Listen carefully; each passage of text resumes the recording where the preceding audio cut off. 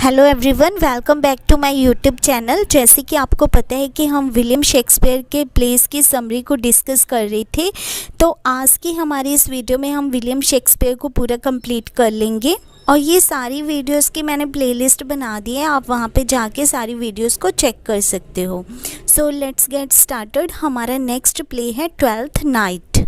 तो इस प्ले में दो ट्विन्स ब्रदर सिस्टर हैं, वियोला एंड सेबेस्टियन। तो इनका जो शिप है वो समुंदर में डूब जाता है और ये दोनों सेपरेट हो जाते हैं। और जो वियोला है वो इलेरिया नाम के एक किंगडम में पहुंच जाती है और उसे लगता है कि जो सेबेस्टियन उसका भाई है वो समुंदर में डूब के मर गया है। अब वियोला की हेल्प एक कैप्टन करता है, वो उसे ड्यूक और सीनो के पास लेके जाता है, जो कि यहाँ का इलेरिया किंगडम का ड्यूक है। ड्यूक मीन्स यहाँ का किंग है वो। और ये जो ड्यूक है ये इसके एक लवर है ओलिविया। ये ओलिविया को बहुत प्यार करता है। अब जब वियोला को कैप्टन ड्यूक और सीनो के पास लेके जाता है तो ये अपने आप को डिस्गाइज कर लेती है और एक मर्द का भेष बदल लेती है और अपना नाम रखती है कसेरियो।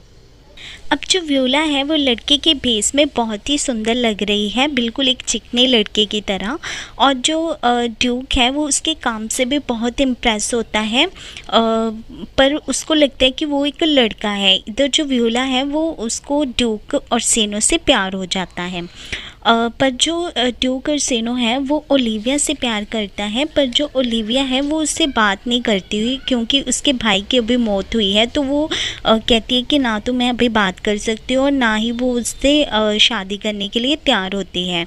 तो ड्यूक और सीनो पहले तो अपने आदमी भेजता रहता था, पर वो उसकी बात नहीं मानती थी।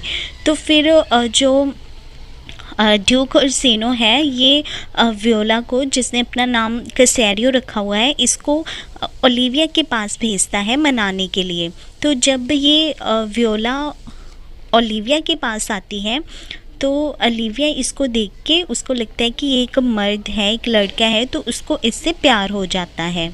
अब यहाँ पे एक लव ट्रायंगल बन गया है। जो ओर्सिनो है वो ओलिविया से प्यार करता है और जो ओलिविया है वो वियोला से प्यार करने लगती है और जो वियोला है वो ओर्सिनो से प्यार करती है। तो यहाँ पे एक लव ट्रायंगल क्रिएट हो जाता है। अब इस स्टोरी में एक और ट्विस्ट आता है। जो वियोला का भाई होता है सेबेस्टियन, वो अभी मरा नहीं था। तो उसका सेबेस्टियन का एक फ्रेंड होता है एंटोनियो, जो कि उसे बहुत प्यार करता होता है। तो ऐसा माना जाता है कि उसको इससे फिज़िकल अट्रैक्शन भी था, तो वो इस पे अपनी जान छिड़कता था। और जो ओर्सिनो और एंटोनियो हैं ये दोनों आपस में बहुत बड़े दुश्मन हैं। पर एंटोनियो को सेबेस्टियन से इतना लगाव है कि वो अपनी जान पे खेल के अपने दुश्मन के एरिया में आ जाता है, उसके किंगडम में आ जाता है। अब यहाँ पे एक और छोटा सा करैक्टर है सर एंड्रियो। अब ये जो सर एंड्रियो है ये एक बेवकूफ़ सा इंसान है और ये भी ओलिविया को पसंद करता है। तो इसको जो वियोला है उससे जेलस फील होती है, क्योंकि जो ओलिविया है वो वियोला से प्यार करती है। तो ये इन दोनों को देख के बहुत जेलस फील करता है और ये वियोला को कहते हैं कि मैं तुमसे लड़ना चाहता हूँ। पर वियोला जो है वो बिना लड़े कुछ भी उसको इग्नोर करके चली जाती है। अब यहाँ पे जो एंटोनियो और सेबेस्टियन दोनों आए हुए हैं, तो एंटोनियो जो है जब आता है तो सर एंड्रियो को लगता है कि शायद यही वियोला है, तो वो उससे लड़ने लग जाता है। जो सर एंड्रियो है वो सेबेस्टियन से लड़ाई करने लग जाता है और फिर वहाँ पे ओलिविया आती है और वो सेबेस्टियन से कहती है कि मैं तुमसे शादी करना चाहती हूँ। तो अब यहाँ पे सेबेस्टियन को कुछ भी समझ नहीं आता कि ये हो क्या रहा है। कभी कोई मेरे साथ लड़ रहा है, कभी कोई लड़की मुझे कहती है कि मैं तुमसे शादी करना चाहती हूँ, क्योंकि वो बिल्कुल वियोला जो थी वो लड़के के भेष में बिल्कुल सेबेस्टियन ही लगती थी। तो इनको बिल्कुल भी बिलीव नहीं होता, ये सेबेस्टियन को भी वियोला समझ लेते हैं।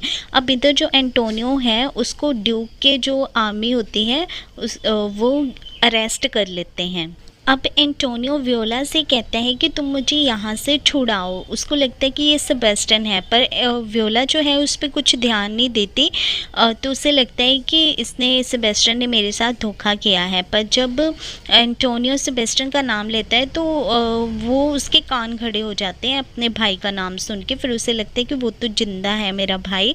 तो फिर लास्ट में क्या होता है कि सभी स्टेज पे आते हैं और वियोला और सेबेस्टियन भी आपस में एक दूसरे से मिल जाते हैं और सब कुछ क्लियर हो जाता है। और सेनियो और वियोला की शादी हो जाती है और उधर जो सेबेस्टियन और ओलिविया है इन दोनों की शादी हो जाती है और इस तरह से इस प्ले की हैप्पी एंडिंग होती है। नेक्स्ट हम देखते हैं विलियम शेक्सपियर का प्ले मर्चेंट ऑफ वेनिस, जो कि एक ट्रेजिक कॉमेडी है और इसकी जो सेटिंग है वो वेनिस और वेलमोंट में रखी गई है।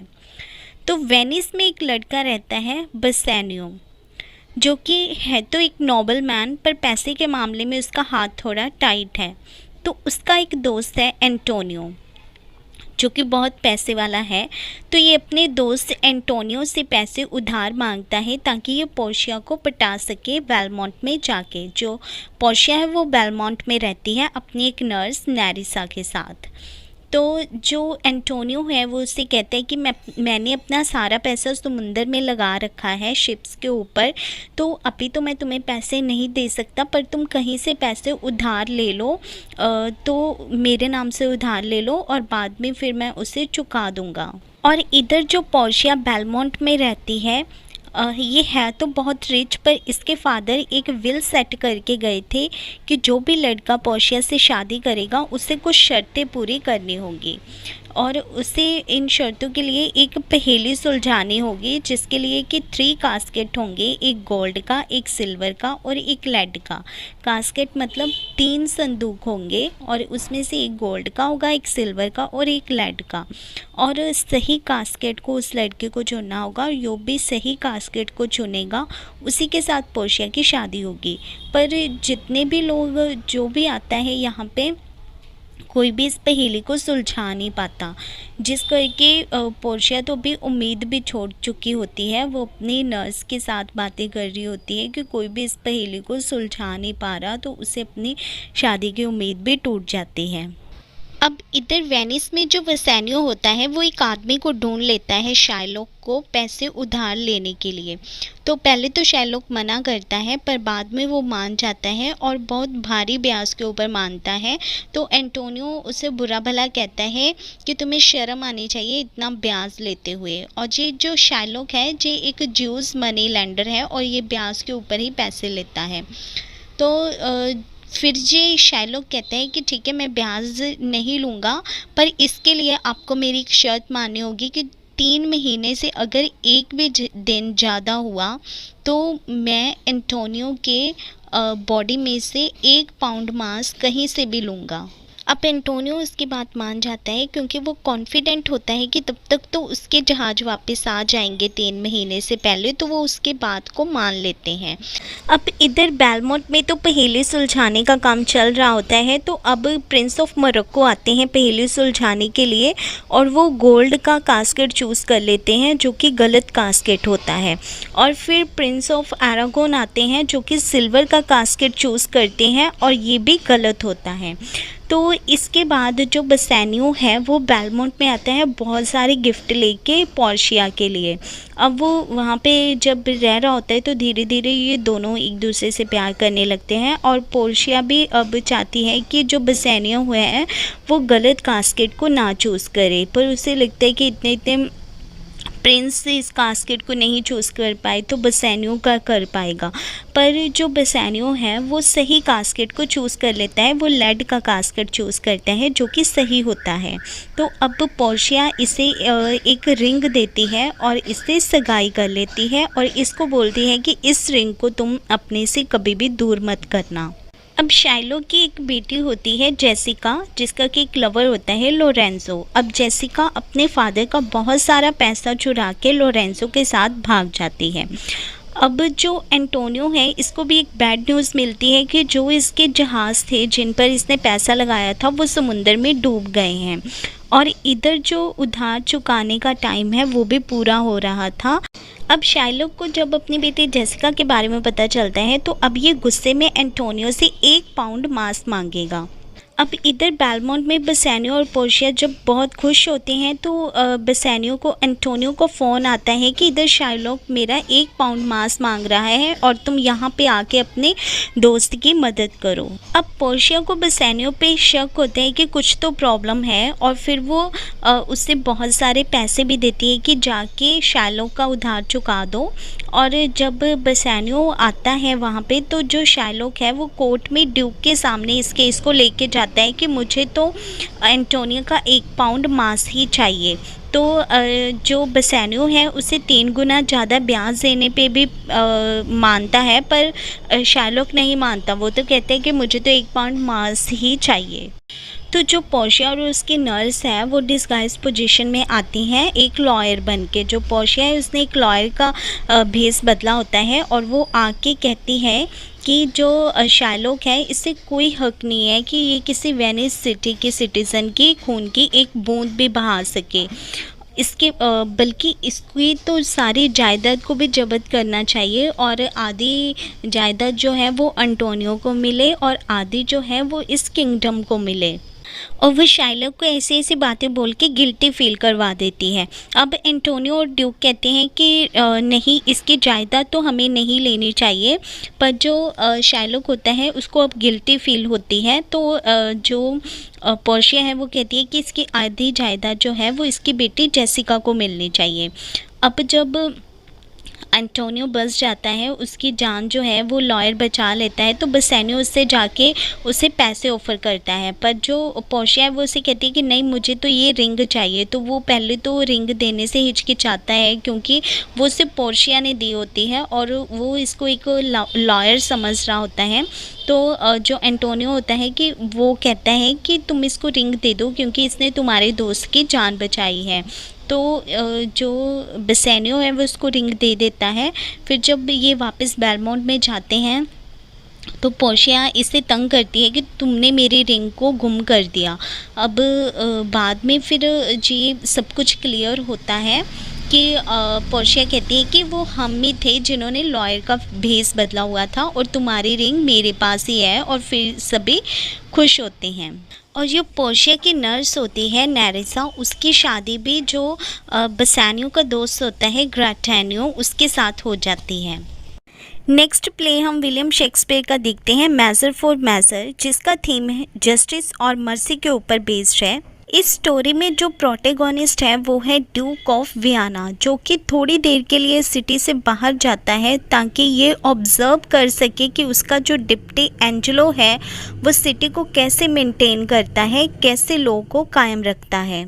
अब इस स्टोरी में जो ड्यूक ऑफ वियना है वो अपने डिप्टी एंजेलो से बोलता है कि मैं कुछ टाइम के लिए सिटी से बाहर जा रहा हूँ और तुम्हें इसकी लीडरशिप दे रहा हूँ, पर एक्चुअल में वो जा नहीं रहा होता कहीं। वो एक फ्रायर का भेस बदल के यहीं पे रहता है सिर्फ ऑब्जर्व करने के लिए कि एंजेलो इस सिटी को कैसे चलाता है, कैसे इसकी कमांड संभालता है। अब राजा के जाने के बाद जो एंजेलो है उसका बहुत हार्श बिहेवियर हो जाता है। पहले तो वो क्लाउडियो को डेथ सेंटेंस सुना देता है। किस लिए? क्योंकि जो क्लाउडियो है उसने एक लड़की जूलियट को प्रेग्नेंट कर दिया है और आगे चल के ये जूलियट जो है ये क्लाउडियो की ही वाइफ बनेगी। तो ये उसको एक कहते हैं कि ये इसने बहुत बड़ा क्राइम किया है, तो उसको डेथ सेंटेंस सुना देता है। अब जो क्लाउडियो का दोस्त होता है लूसियो, वो क्लाउडियो की सिस्टर इजाबेला से जाके बोलता है कि तुम्हारे भाई को डेथ सेंटेंस सुना दिया गया है, तुम लॉर्ड एंजेलो के पास जाके उसके जान की भीख मांगो। तो जब इजाबेला एंजेलो के पास जाती है तो एंजेलो उससे बहुत ऐसे ऐसे बातें करता है। उसको कहते हैं कि तुम मेरे साथ सो तो मैं तुम्हारे भाई की जान को बख्श दूंगा। तो जब ये इजाबेला आके क्लाउडियो को सब कुछ बताती है तो पहले तो क्लाउडियो कहता है कि तुम ऐसा कुछ भी नहीं करोगे। तो फिर बाद में उसे लगता है अपनी कि मेरी जान को खतरा है, मुझे मार दिया जाएगा। तो फिर वो इजाबेला को कहता है कि मेरी जान के लिए तुम उसकी बात को मान लो। अब जो ड्यूक होता है वो फ्रायर का भेस जिसने बदला होता है वो ये सारी बातें उनकी जेल में से सुन रहा होता है। तो वो इजाबेला को कहता है कि उसको कन्वेंस करता है कि तुम लॉर्ड एंजेलो के पास जाओ, उसकी बात को मान लो। पर उससे कहते हैं कि तुम अभी मान लो, पर बाद में हम क्या करेंगे कि हम जो मरियाना है उसको लॉर्ड एंजेलो के पास भेज देंगे। अब ये मरियाना कौन है? ये एंजेलो की मंगेतर थे पहले, जिसको कि लॉर्ड एंजेलो ने छोड़ दिया था। तो ड्यूक कहता है कि हम मरियाना को एंजेलो के पास भेज देंगे। अब जब इज़ाबेला एंजेलो की बात मान लेती है और एंजेलो की शर्त भी पूरी हो जाती है, पर एंजेलो बाद में फिर से गद्दारी करता है। वो जेलर को बोल के कहता है कि मुझे क्लाउडियो का सिर चाहिए, उसका सिर काट के ला के दो। अब जब ड्यूक को ये पता चलता है, जेलर जब उसका सिर काटने वाला होता है तो ड्यूक उसको रोक देता है आके, और एक जो समुद्री लुटेरे का सिर है उसको काट के वो एंजेलो के पास भिजवा देता है। अब एंजेलो के पास ड्यूक का एक लेटर आता है कि मैं वापस वियना सिटी में आ रहा हूँ। तो ये सुन के एंजेलो बहुत डर जाता है कि उसने कैसा कैसा बिहेवियर किया, उसने क्लाउडियो का सिर कटवा दिया। और जो बाकी सिटी के लोग हैं वो भी उससे मिलने के लिए सारे इकट्ठे हो जाते हैं ड्यूक के पास कि उसको सारी एंजेलो की बातें बता सके। और इज़ाबेला भी तैयार होती है कि जो जो एंजेलो ने किया सारा कुछ ड्यूक को बता सके। अब जब ड्यूक वापस आता है तो सभी लोग उसे सारी बातें बताते हैं, पर ड्यूक किसी का विश्वास नहीं करता क्योंकि उसने तो खुद सारा कुछ देखा होता है। जब इज़ाबेला उससे बोलती है कि एंजेलो ने मेरे साथ ऐसा किया, तो मरियाना कहती है कि नहीं नहीं, उसके साथ तो मैं सोई थी। पर ड्यूक को तो सारा कुछ पता होता है। फिर ड्यूक क्या करता है, वापस से आके फ्रायर का भेस बदल के आता है, जिससे कि सबको पता चल जाता है कि यही ड्यूक था जिसने कि फ्रायर का भेस बदला हुआ था। अब वो एक एक करके सबको जस्टिस देता है। फिर वो एंजेलो को कहता है कि तुम मरियाना से शादी करो, पर फिर वो उसके माइंड में आता है कि नहीं, इसको तो इसकी करतूतों की वजह से डेथ सेंटेंस मिलना चाहिए। पर जो इज़ाबेला और मरियाना है वो उसको डिफेंड करती है कि नहीं, इसको छोड़ दो। तो फिर वो उसको छोड़ देता है और जो क्लाउडियो है वो भी जूलियट से शादी कर लेता है।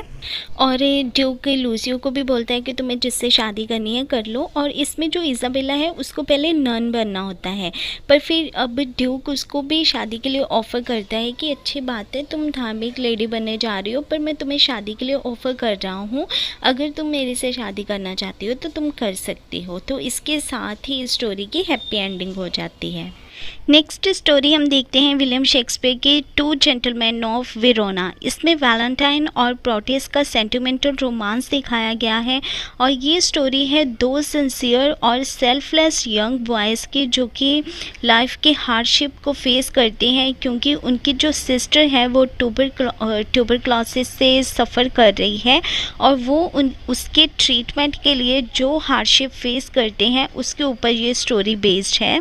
और इस स्टोरी में ये मैसेज कन्वे करने की कोशिश की गई है कि जब तक लोग दूसरों के वेलबींग के लिए सेक्रीफाइस करने के लिए तैयार होते हैं, तब तक एक ह्यूमैनिटी या इंसानियत की आशा जिंदा रहती है। अब नेक्स्ट प्ले हम देखते हैं जूलियस सीज़र। इसमें जो जूलियस सीज़र है वो हीरो है। तो ये एक हिस्टोरिकल प्ले है और ये एक ट्रेजेडी है विलियम शेक्सपियर की। तो इसमें जो जूलियस सीज़र है, इसने अभी अभी जो पॉम्पी है, को रूलर है रोम का, उसको अभी अभी हराया है। और रोम में जो था एक डेमोक्रेसी चल रही थी काफ़ी टाइम से नामात्र की। तो जब जूलियस सीज़र ने पॉम्पी को हराया तो अब लोगों में ये था कि ये डेमोक्रेसी के लिए का रक्षक बनेगा या उसका तानाशाह बनेगा। तो लोगों में ये कन्फ्यूज़न थी। अब यहाँ पे एक कैसियस है जो कि जूलियस सीज़र का एक बहुत ही वफ़ादार दोस्त है ब्रूटस, उसको अपनी ओर करने की कोशिश करता है, उसको भड़काता है जूलियस सीज़र के अगेंस्ट। और भी वो बहुत सारी टीम्स इकट्ठी कर लेता है जो कि जूलियस सीज़र के अगेंस्ट होती है। पर ब्रूटस पहले तो नहीं मानता उसकी, क्योंकि उसको रोम की जनता की फ़िक्र होती है। पर फिर जो कैसियस है वो एक जाली लेटर तैयार करता है जिसमें कि वो लिखवाता है कि रोम की जनता को जूलियस सीज़र से भय है या खतरा है। तो ये सुन के जो ब्रूटस है उसको भी लगता है कि शायद जूलियस सीज़र से खतरा है, तो वो भी जो कैसियस है उनके साथ जाके मिल जाता है। अब यहाँ पे एक एंटनी है जो कि जूलियस सीज़र को क्राउन ऑफर करता है, पर जूलियस मना कर देता है। और जो कैसियस होता है और उसकी टीम होती है वो एंटनी को भी पसंद नहीं करते, वो उसको भी मारना चाहते होते हैं। पर ब्रूटस कहते हैं कि नहीं, हमें सिर्फ जूलियस सीज़र को मारना है। और जिस दिन उन्होंने प्लानिंग बनाई होती है जूलियस सीज़र को मारने की, उस दिन जो जूलियस सीज़र की वाइफ होती है वो उसको कहती है, सीज़र को कहती है कि तुम आज बाहर मत जाओ क्योंकि मैंने कुछ बुरे बुरे सपने देखे हैं। वो जो जूलियस सीज़र है उस पर हंसता है, पर वो उसके सामने घुटनों पे गिर के भीख मांगती है कि आज मत जाओ। तो वो उसकी बात को मान लेता है। तभी वहाँ पे एक डीसीएस नाम का आदमी आता है और वो उसको बाहर चलने के लिए कन्वेंस कर लेता है।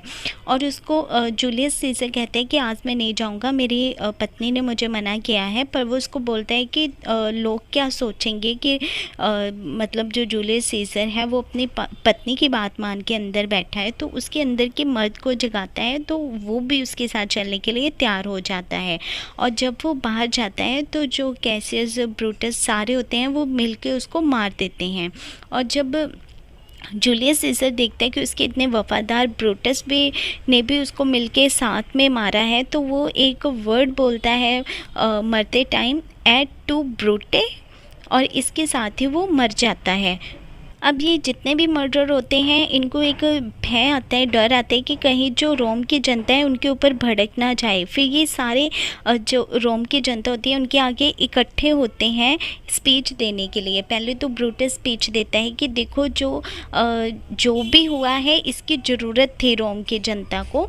तो फिर एंटनी आता है स्पीच देने के लिए। पहले तो वो जूलियस सीज़र के बारे में कुछ नहीं कहता, फिर वो कहता है रोम की जनता को, कहता है कि क्या तुम वो चीज़ें भूल गए हो जो जूलियस सीज़र ने तुम्हारे लिए की, उसने कितने सेक्रीफाइस किए। तो वो ऐसे ऐसे बातें बोलता है कि सारी जो रोम की जनता होती है वो भड़क जाती है मर्डर के ऊपर, और जो कैसियस और ब्रूटस होते हैं वो भाग जाते हैं वहाँ से। अब जो एंटनी और ऑक्टेवियस जो कि जूलियस सीज़र का नेफ्यू होता है, वो दोनों लड़ाई करने के लिए जाते हैं कैशियस और ब्रूटस के पास। तो जो ब्रूटस और कैशियस हैं उनकी भी आपस में आर्ग्यू हो जाती है। तो ब्रूटस कहते हैं कि मुझे शर्मिंदगी महसूस हो रही है कि मैंने इतने कपटी आदमी का साथ दिया और अपने वफ़ादार दोस्त को मरवा दिया।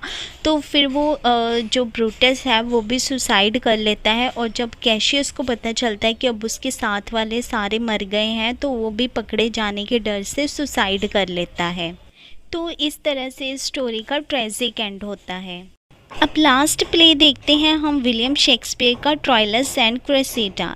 ये जो प्ले है इसके बैकग्राउंड में ट्रोजन वार हो रही है, और ट्रोजन वॉर के टाइम पे इसमें ट्रोइलस और क्रेसिडा के लव अफेयर को दिखाया गया है।